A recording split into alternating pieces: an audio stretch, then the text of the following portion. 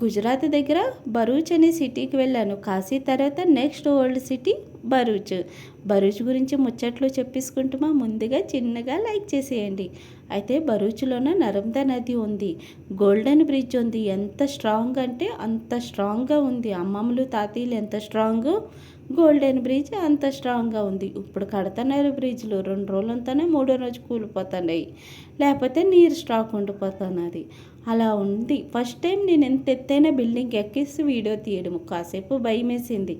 బాబరే ఎంత ఎత్తు బిల్డింగా అనుకొని, అయితే వీడియో తీసినని చెప్పి బాగానే తీసేసని ఇంటికి వచ్చేసి కాసేపు అమ్మో ఇంత ఎత్తు బిల్డింగ్ ఎక్కానా అనిపించింది. అయితే భరూచ్లోన ఎన్నో దేవాలయాలు ఉన్నాయి, ఆశ్రమాలు ఉన్నాయి, చాలా బాగుంటుంది. కానీ ఇక్కడ ట్రాఫిక్ రూల్స్ అస్సలు ఉండదు. ఎందుకంటే నాకే కాసేపు భయం వేసింది. అటునుంచి ఇటునుంచి గాడీలు వచ్చుకొనే ఉన్నాయి. అయితే ఇక్కడ ముందు ముసల్మాన్లే ఎక్కువగా ఉండేవారు, ఇప్పుడు హిందువులు చాలా మంది అయిపోతున్నారు. అందులోనూ మన తెలుగు వాళ్ళు ఎక్కువ శాతంగా ఉన్నారు. అయితే తెలుగు వాళ్ళు ఇక్కడ ఉండడానికి కారణం ఏంటంటే ఎక్కువగా ఫ్యాక్టరీలు ఉన్నాయి. ఆడపిల్లలు మగపిల్లలు ప్రతి ఒక్కరు జాబులు చేసుకుంటున్నారు. ఇంటికాడ అస్సలు ఉండరు. గుజరాత్ అంటే బిజినెస్ అంటే అందరికీ జాబులు.